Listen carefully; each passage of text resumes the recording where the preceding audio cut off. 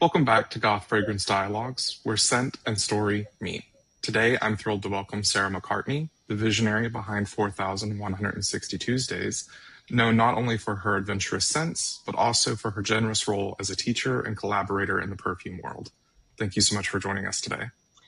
Absolute pleasure. I nearly missed it. Nick had to suddenly remind me it was on at 2, but yeah, it's fine. It's great to be here. Yeah, thank you so much. And I always kick things off with the same question. What is your first memory tied to scent? This is one which took place on a day which was known in our house as Black Monday, because it was the first day I had ever been naughty. I'd been a very, very good child. I was 2. My sister had been born and disrupted my life in a way that disrupted, not in the way that tech companies use that word, but shattered. She's great, by the way, but I was naughty all that day. And we finished off with me deciding it'd be a very good idea, because I loved the smell of the mock orange bush in the garden so much. I wanted to keep that in my head and block out all the other aromas that came with having a new small child in the house. I shoved them all out my nose and had to be rushed, thrown in the pram with my sister, hurtled down the street as fast as my mother could run to the doctors to have these things taken out. And that is my very romantic first memory of a scent. I think that sets a very fun tone for the rest of this conversation. Yeah, my life has continued in that way, yeah. So, in my understanding, you spent some years writing for Lush before deciding to make your own fragrances. Can you talk to us a little bit about how that career path was, and what was the moment you realized you needed to bring your own scents into the world? I think it's something that can only be described as a career path if we reverse engineer in it. I mean, I leapt from the next good idea, to one to another one to see what happened. So I ended up at Lush because I'd done a master's in marketing and corporate strategy. I was working as a freelance marketing person and I wanted some friends. So I signed up for a course. During this time, I wrote a piece on the future of retail. And this was late 90s, so there was no internet. There was no such thing as internet shopping. And I I knew for about 3 weeks, more than anyone else in London, what the situation was with internet marketing.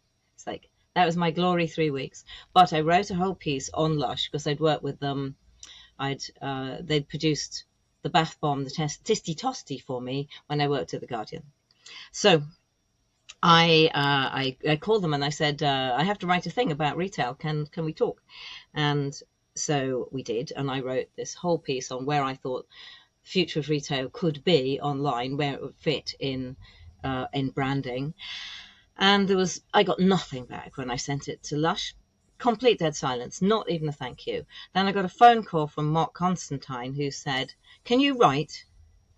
And I went, yeah, because the previous day, pretty much, I'd had a piece published in The Guardian on how to pass your motorbike test. And so I thought I could write, because I wasn't a journalist. People get that mixed up sometimes. So Mark Constantine's next question was, do you want to write the Lush Times? And so I said, yes, please. And so there, I was dumped into Lush and given a load of products and told, describe those. So off I went, and every 3 months I had to write another. It started off about 20,000 words. It got up as far as 65,000 words one Christmas issue every 3 months. So what I got really good at was writing quickly and editing even faster and making things fit spaces and boom, boom, boom, getting the words out. But I liked making things. So I acquired all of this knowledge, but I wasn't ever allowed in the lab. That was secret. And actually, I didn't start making perfume. I started by writing a novel about how to become about a perfumer who'd made fragrances to remind people of happy times. And then I thought, it would be nice if I could recommend a list of these to say, if you want to smell like Jessica, go and look for this fragrance. And then I found out that all my ideas for fragrances didn't exist. So everything I'd put in the book, there wasn't one. So I thought, I know, I'll make them. And it's because once I'd started, I just sort of kept going because I was determined to achieve it. If somebody tells you, oh, no, you can't do that, I'm a bit of a, well, we'll see about that, shall we, kind of a person. So that's the way to get me to do something, probably. No, you can't do that. And then off we went. That was it. So in this career trajectory, you eventually started making these fragrances because they didn't exist as you had described them. Mm-hmm. And then the name 4,160 Tuesdays, or 4160 Tuesdays, depending on how people say it, Yeah. Came about from this idea of like making most of each Tuesday. I think that's such an interesting philosophy. Can you talk about how that's shaped and what that means for you? Yes, and that existed. The name existed before. So because I was doing my master's dissertation specializing on marketing on the internet, so I was one of the first 0.5% of people in the UK to have a connection in dial-up days. And so I was working with people who owned their own servers, very early days stuff, and it was all really exciting. We really did like surf the net. You never knew what line would, you'd press a link and it would take you to somewhere you had no idea where you were going. And so that was kind of happening. So I registered sarahmccartney.com and .co.uk at the time, and the 4,160 Tuesdays is 80 years in weeks.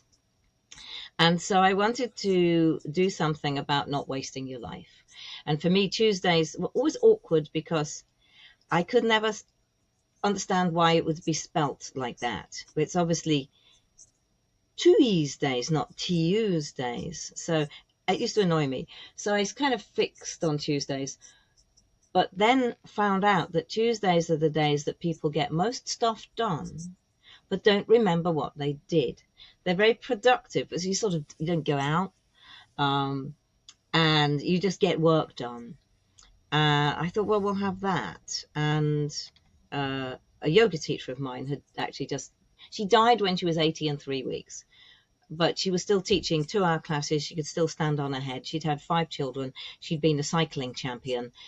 She just fitted so much in. And we were all her yoga students going, well, way to go, Lillian. She had just not wasted a second by the look of it. So I was sort of inspired by Lillian to do something different on a Tuesday. And the original blog, which exists somewhere, you can kind of find it on the domain. It's still there, about me writing about different things I was doing. As I sort of retired for a year.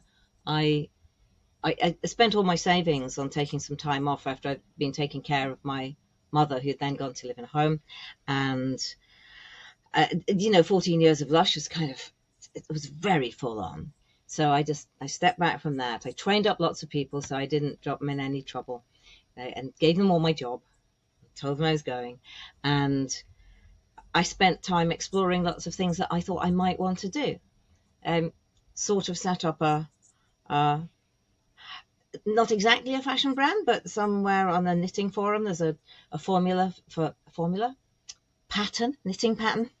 It's not perfume, for how to knit a really thick sweater out of all your leftover pieces of wool, so you don't have to have your heating on quite so high, so you can save the planet. So I explored lots of areas in which I thought I might want to go, finished the novel, and eventually just what came out, what people asked me for, was the perfumes, please.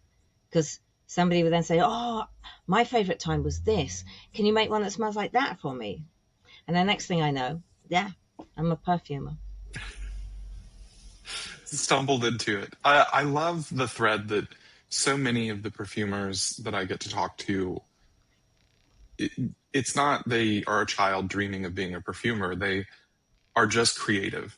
They like to make things. Yeah. And when they find the olfactory art, they're like, yeah, let's do it. I find that with indies. I find it with people who have done lots more other creative things too. And this is kind of what I was trying to get across when I was invited to speak at the World Perfumery Congress. And I showed 35 faces of people who've taken up perfumery after doing other interesting creative things and saying, you guys, you should work with us because we have other thoughts that we can bring. Because what happens with the industry is you must go straight in. And if you speak to a lot of people working in the big houses, they will all say, oh, I always wanted to be a perfumer. I was always inspired by perfume. I used to go into my grandmother's garden and smell the lavender. And they all kind of follow a different thing, because you have to have then done chemistry and then gone straight into perfume, or you've missed it. It's like college football, or you can't decide at 35 you really want to play for the Dallas Cowboys or something. It's not going to happen. Or play first violin in an orchestra. It's not going to happen. You have to have gone that route very early. Whereas indies, I think you're absolutely right. We come from lots of different creative areas, and then we want to add another dimension to it, I guess, the invisible one. Right. And yeah, there's such a lovely intersection of art and scent and visual, and you especially can find that in like the DNA of the perfumers. I was just sampling a brand, and some of the words I was jotting down, I was like, illustrative, punchy, maximalist. Turns out they're a tattoo artist. And I was like, I see that. I can smell that in your work. It's so cool. Yeah. Speaking towards fragrances, you have fragrances named things like Sunshine and Pancakes and Tarte's Knicker Drawer. They're little narratives. How do you come up with the storytelling and balance that with an olfactory composition? It varies per perfume. So for those examples, for example, use example twice in the same sentence, why don't I? For those examples, Sunshine and Pancakes was something that my mother-in-law asked for, because she just said, oh, what would be my favourite scent? Actually, she'd not read the book, but she said, oh, let's think Sunshine. I was thinking, well, that's very conceptual. And she went, and pancakes. So I just thought, right, I'm going to make it for Liz. But this was actually a particular place where it's the sun on your skin. So I went very much for the smell of warm skin that had just come out of the sea. And the kind of pancakes that aren't fluffy. Ours, British and European pancakes are not like American ones. People are very shocked some people, when they smell this perfume, but, well, why isn't it sweet and where are the blueberries? And they know ours are flat. There's salt in them. Okay. We might put sweet stuff on them. We might put salty stuff on them. But my favorite would just be the dough, flat, thin, with lemon juice. So it was that and skin. And the sort of just imagining you've come out of the sea, swimming with somebody that you like, and you're next to them and you both got bare arms and your skin just touches. And I wanted that moment when you're sitting at a cafe by the sea in France eating a pancake. So in my head, they're at a very, very specific place and time. Tarte's Knicker Drawer was really in honor of my grandmother, who disapproved of the kind of women who went out wearing perfume after 6 o'clock at night. She was, she wasn't very religious, but she sort of would always go to church to see the girls. It was a social occasion. She would always go, and she loved the royal family. She was quite traditional. Worked as a nanny when she was a child, and the idea that people might try to make themselves attractive to go out was quite distressing to her. So a Tarte's Knicker Drawer was the way that she would describe her neighbour, who was probably about 65, who would dare to go out after tea time, said, smelling like a Tarte's Knicker Drawer.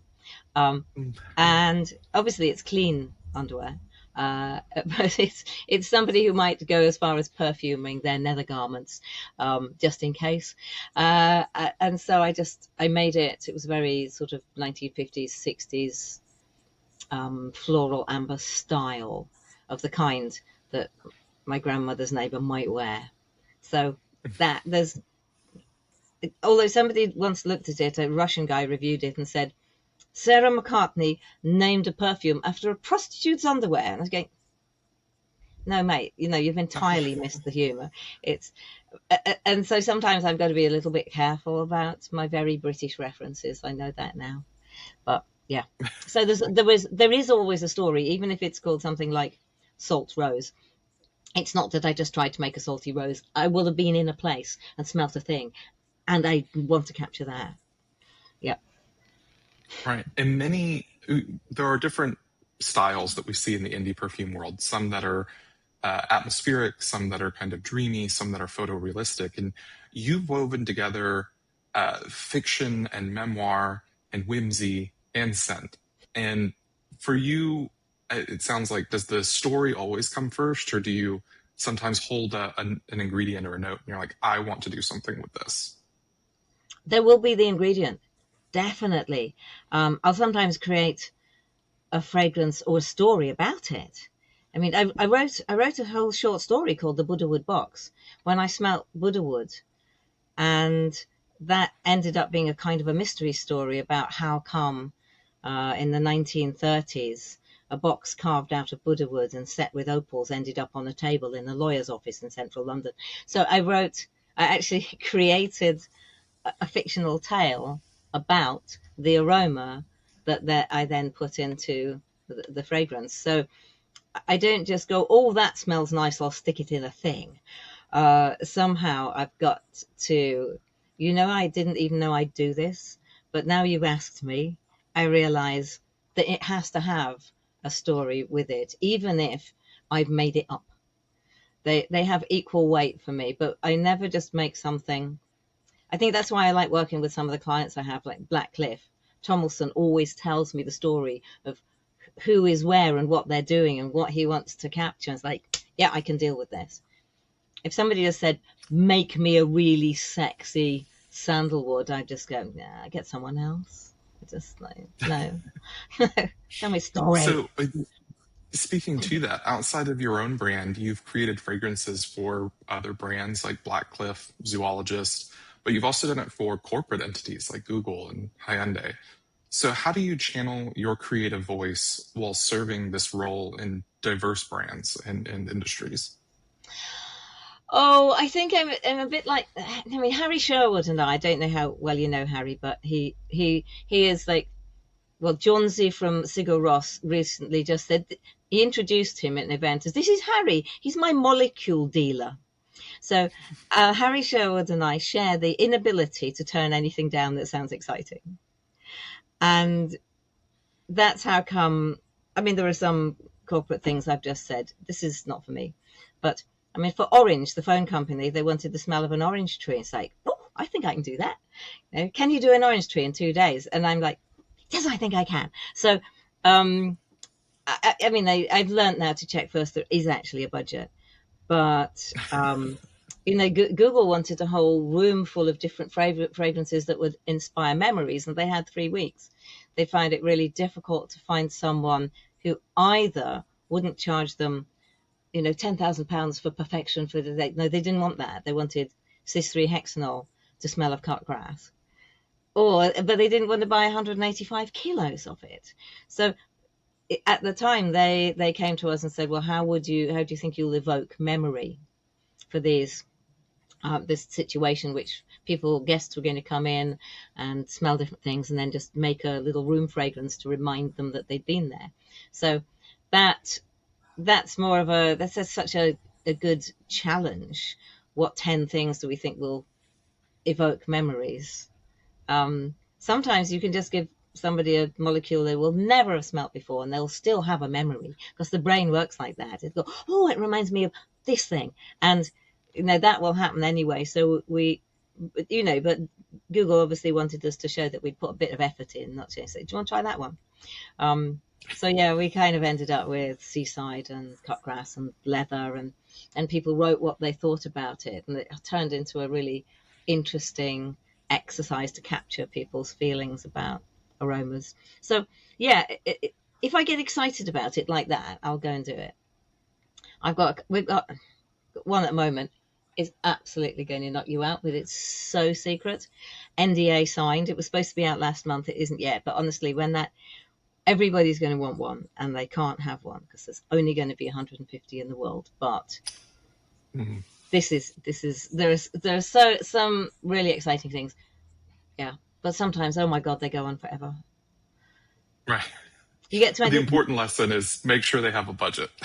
Yeah, that really is. Yes. It's like, it's been an extra 2 months now. Please, because you can agree something. The things I can release whatever I want.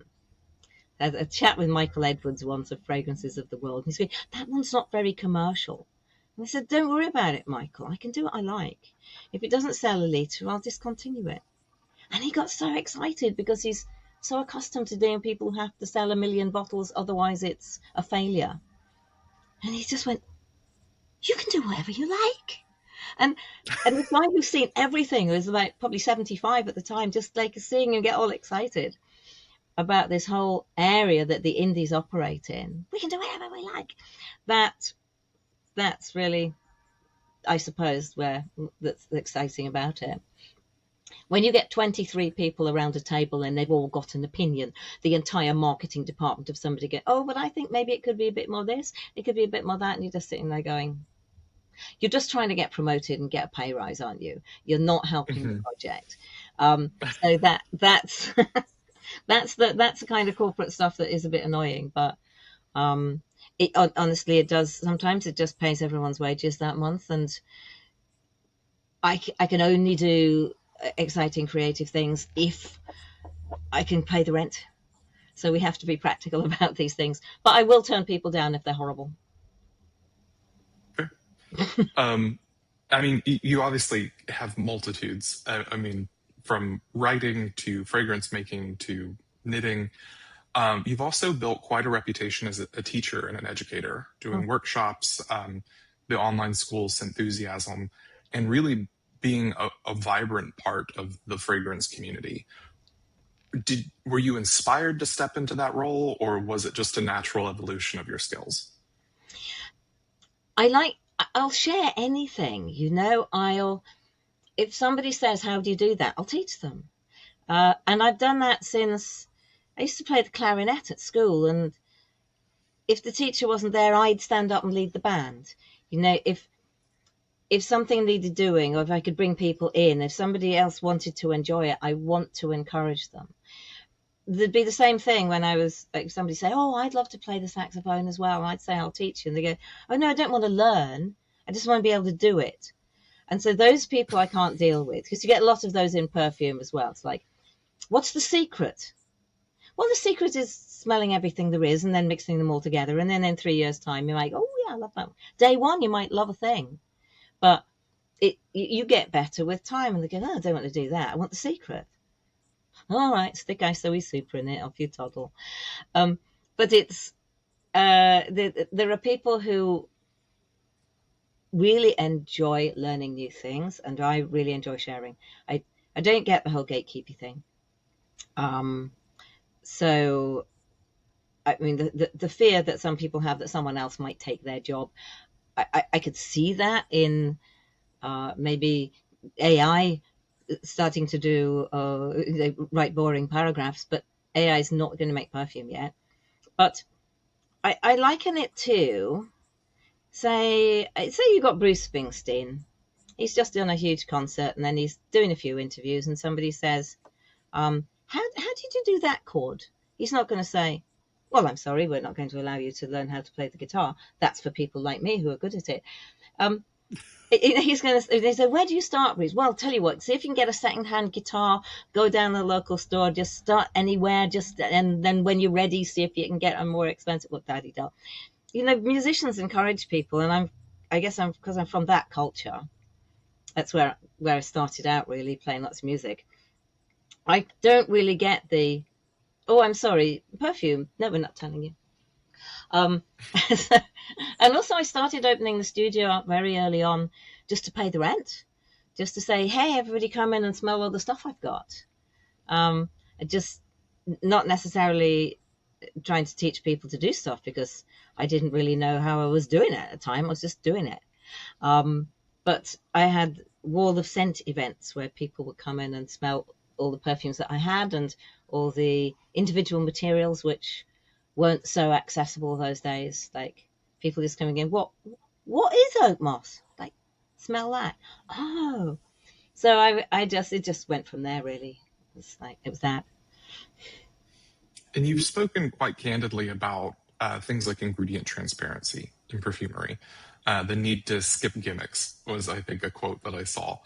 How do you see transparency and sustainability shaping the future of perfumery?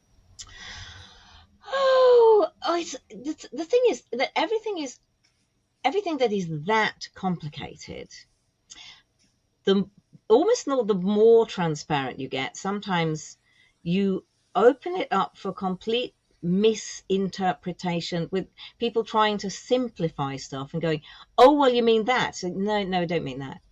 But that's what you said. No, that's 5% of it. There's the other 95% of it is this. So while I'm very open to explaining lots of things to people, sometimes I realize I've explained them in the way that I thought was clear, and what they've got from it was, oh, so you're saying that it's better to buy naturals then? I don't think at any point I said that. But if that's what you came into the conversation thinking I was going to say, that's the bit you will have picked up compared to all the bits you tuned out about when I was talking about soil erosion and human rights issues and all the other things that go into growing naturals. And people are like, oh, so naturals are best. Like, okay. I mean, I've actually had a whole conversation once about how when people smell lime oxide versus lime essential oil, they always think that the lime oxide is the natural because it smells less chemically. Lime essential oil is really kind of up your nose toilet cleaner smell, and lime oxide is much smoother. And I said that to a journalist, and she swapped them round in the report. Said everybody knows that the lime essential oil is the natural. It's like, it's not only not what I said, it's the complete opposite of what I said. But I can see that is what you believe, so you think I must have got it wrong. So I'm totally up for the transparency, but sometimes I just wait to see which transparent box I'm going to open next, depending who I'm talking to, and just absolutely make sure that they're with me that far, if that makes some sense. Absolutely. And on that same vein, you mix naturals and synthetics thoughtfully, and you have conversations around sustainability. When you're driving that ethos, and you kind of addressed it there, how hard is it to kind of ride that line of which of these is best to use when thinking ethically and sustainably, and how do we choose to educate people on that? Yeah, it's almost like you do your best. You can't always do everything. I would probably give you another example to illustrate it, in that I was teaching a class in Bulgaria once, and I had two people coming in. I'd read what they wrote about themselves, and two of them were saying, we only use naturals. And I thought, okay, well, this is going to be interesting. One of them, to me, looked a little bit like she would be completely dyed in the wool, I won't touch a chemical. By the end of the week, she was saying, so Ambrox, clary sage, technically natural? And I was going, yeah. So, because her interest was actually in making the best possible perfumes that she could. And she had discovered through that week that if she put just a tiny dab of Ambrox or ambroxanide of some sort into her naturals, then they just sort of, it exalted them. Exalted's not a word used much outside the Bible and perfumery, but it lifted and it made them smell more natural and better. You can use too much, but a little bit just made such a difference, and she really appreciated that. Whereas another person, the other one who only wanted to use naturals, was, Botox to the eyebrows, and that literally has toxin in the name. You know, people who don't want to use toxins, but what, she wasn't going to use them on herself. She just wanted to use that in the marketing. Everything that she made had to say it was completely natural. In order to do that kind of little code, which people think means completely safe, and oh, natural, lovely, chemical, nasty. And so she really didn't care about the quality of the perfume or improving her customer's own experience of the aroma, like the other person in the room. She just wanted to put it on the packaging. And so I find myself drawn to the people who want to do it for the customers, just not for the marketing. And I speak as somebody who does have a master's in marketing and corporate strategy. I choose to use it for good, not evil. So I would say, if that illustrates the point, that some people really want to know. So what is the story with vetiver then? Because natural, lovely, helps against soil erosion until you harvest it, at which point the soil all washes into the blinking Ganges and the land is lost forever, and people who were living there who have lost their income. That, or paying twice as much for vetiver that's harvested sustainably by leaving half the roots in the ground. Most people won't pay double. So they'll just not ask the questions. I'm getting very serious here, aren't I? But they will happily, you know, they'll take the vetiver that, not worry about the soil erosion. It happens thousands of miles away. They don't care. And they'll just put natural on the label. So yeah, I know that sometimes my feelings on this, people wish I didn't take them there because they don't want to have to think about it.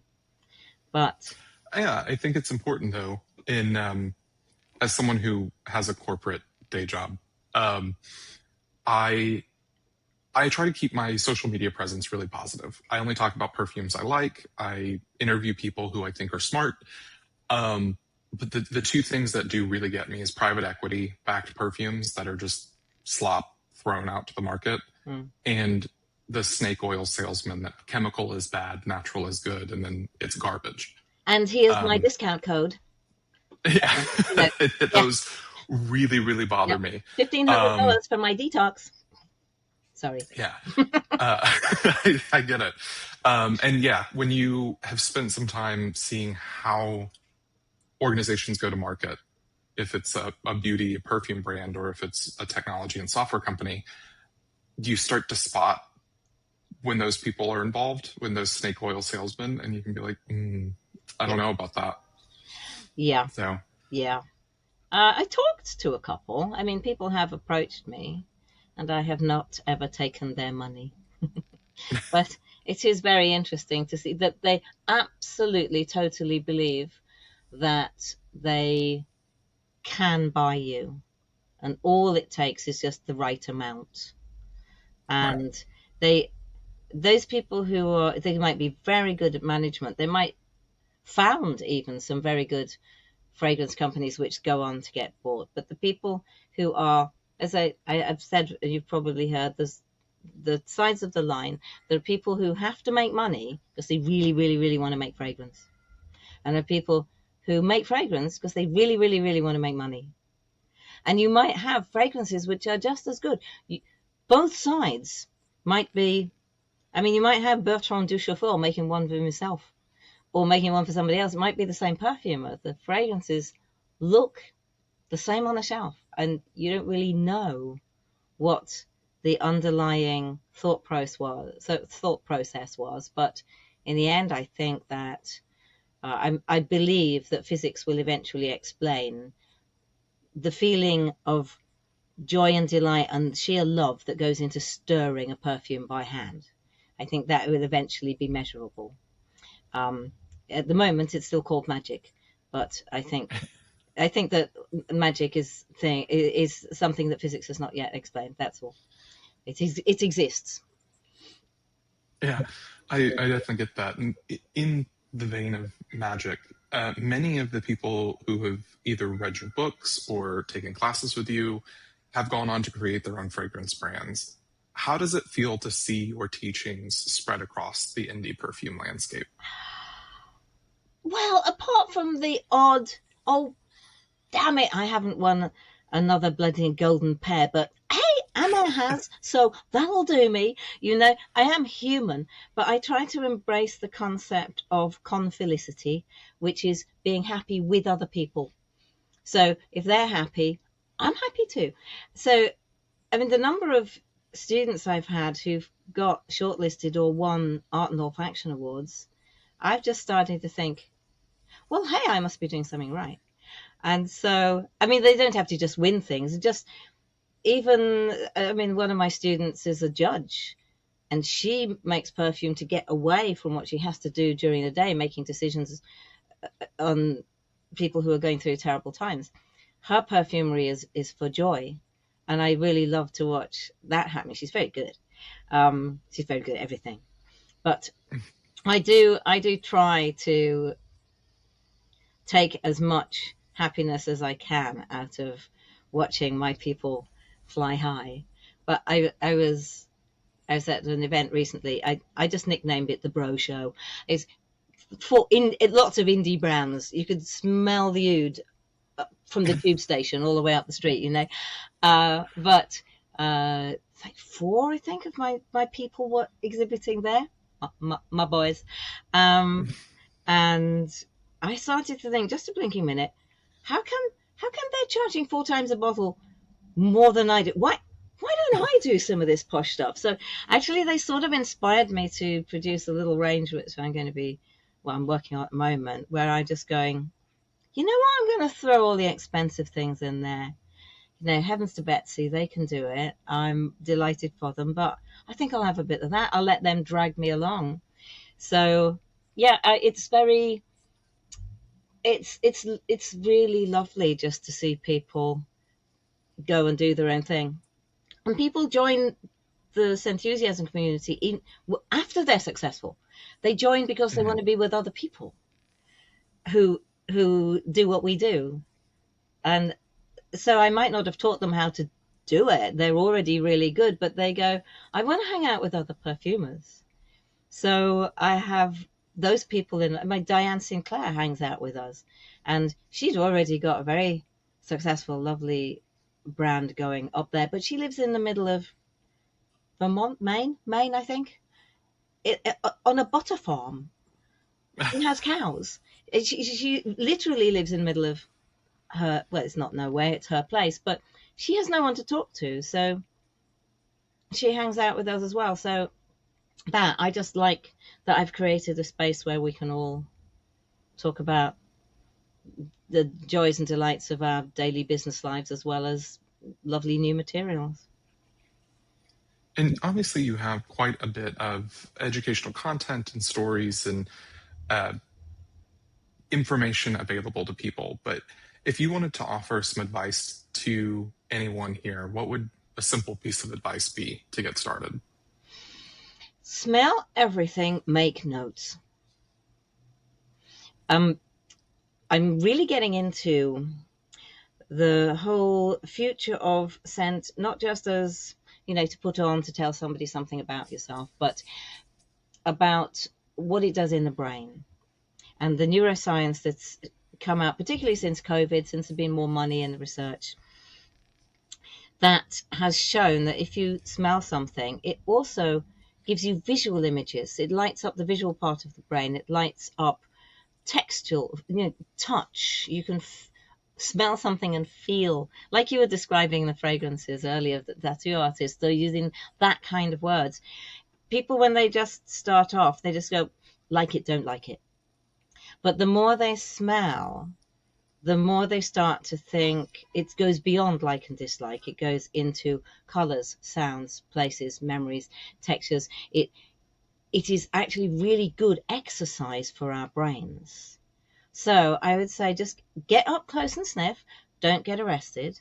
But I've got a little grid somewhere that's like, where would you put this in the scale of, what color is it?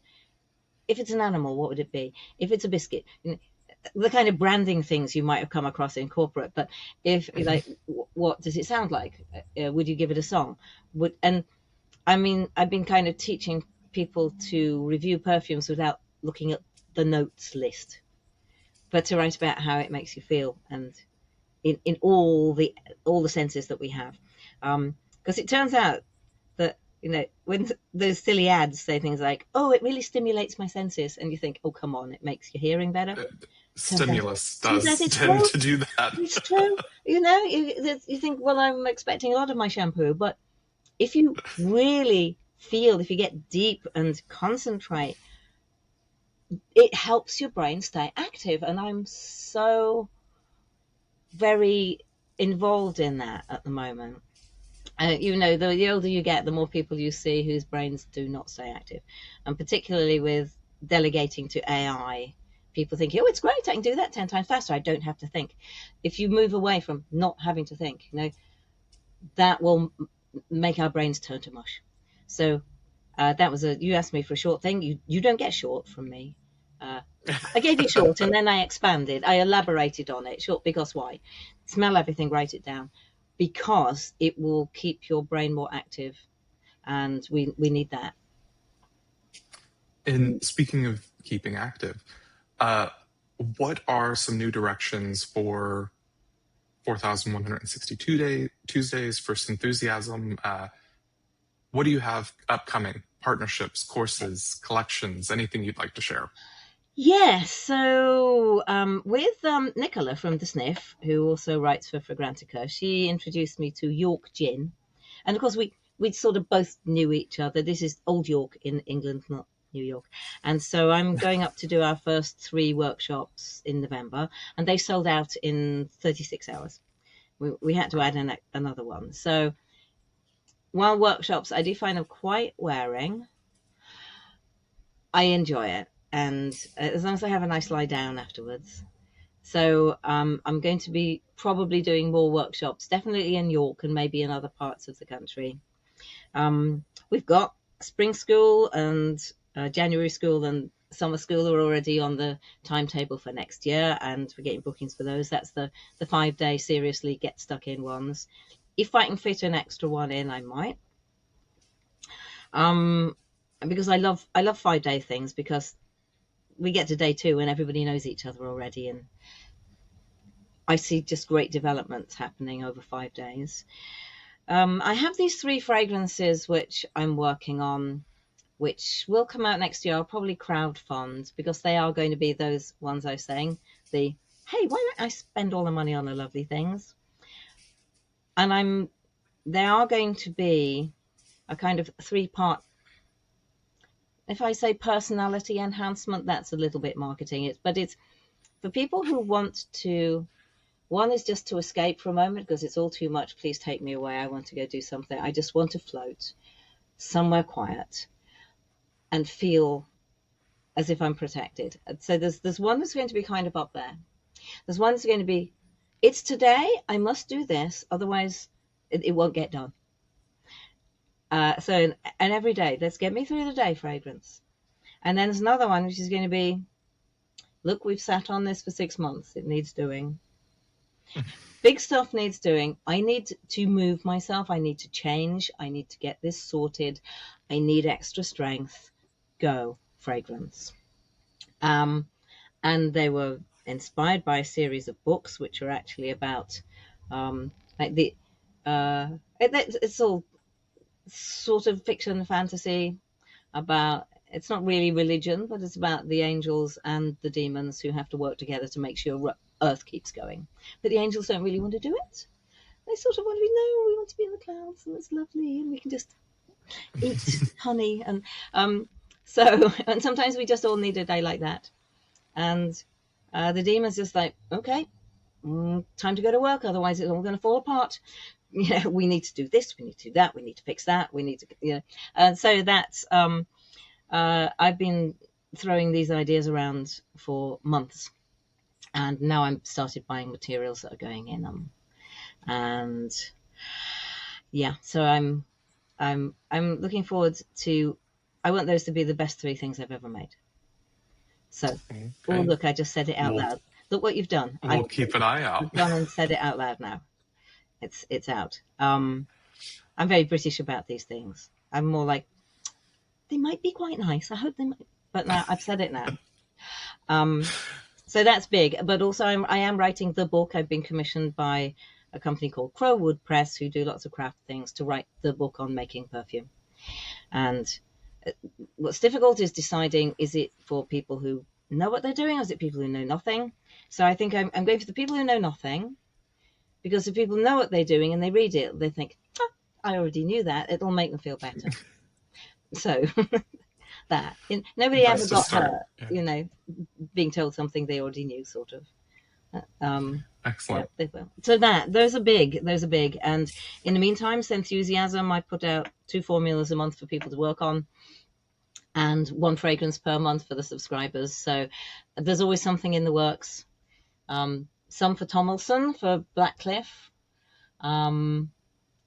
There are other people who keep asking me, would I make them fragrances? And I sort of keep saying no. Until these big things are sorted. I don't like to sound that I'm, sorry, I won't get out of bed for less than $10,000.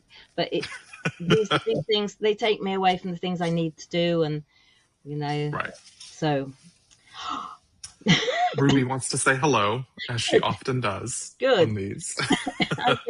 Yeah, when we have a Zoom, we don't really get going on the Enthusiasm Zooms. We don't really get going until we've met all the cats, dogs, and children.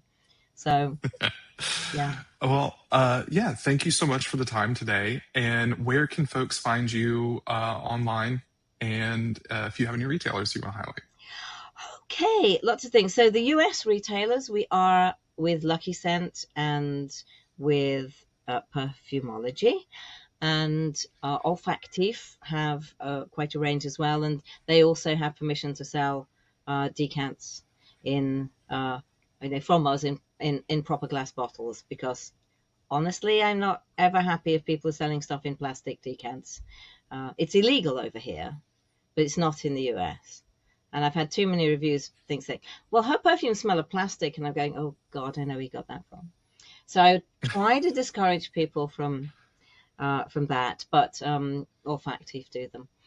And 4160tuesdays.com, we can actually ship to the US again. It's just that we need to know that people know it's coming and there will be tariffs. Mm-hmm. Because if they don't know, quite often they reject them and then the parcel is destroyed and we all lose. Because that's what's happening. It's been a shock to people. So, but if people really want stuff, we can ship it. So get in touch. Enthusiasm.school is where you don't have to listen to me except for some short videos. That's set up for people to take up to 2 years to do the course over and over. It's very structured. It's do this, you will get a perfume. Now try it with that instead. Now try something you thought of. Now, and it is the teaching in the way that it starts with do exactly as I say, and leading people up to go, right, now I think you're ready to do whatever you want. So that's the way I've done the online school. People can just buy it. And, I could give you a discount code. Huh? Sorry. But people can buy that and do it if they prefer not to interact. And then there's the Patreon Enthusiasm, which is where we have the Zooms and we have the regular updates. And we send perfumes out 3 times a year that I have made so they can try them. And that's where people get to see what we might launch.